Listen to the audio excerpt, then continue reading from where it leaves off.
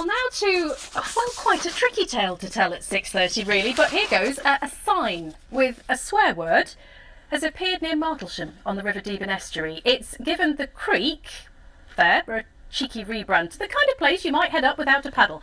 And, well, it's fair to say it's dividing opinions. Some say it is offensive, others amusing. But most people agree this protest serves a purpose because campaigners say they are fed up with tests finding large amounts of E. coli in water that they'd like to enjoy. Zoe O'Brien reports. There's picture-perfect spots along the River Deben, but beneath the surface there's a problem. Well, what we got here is a couple of plates which show how much E. coli is in the sample that we took out of the water. 9 blue dots is the DEFRA limit for a designated bathing area. As you can see, this is quite a bit higher than that.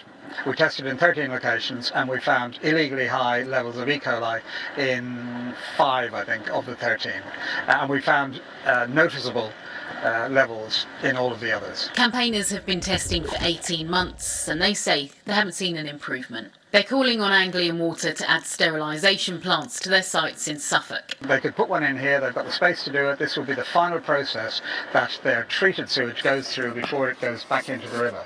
And remember, this is a 24/7 thing. This stuff is going through their plant and out into the river 24/7. Nobody's taking credit for it today, but in the latest act of protest, someone's renamed Martlesham Creek.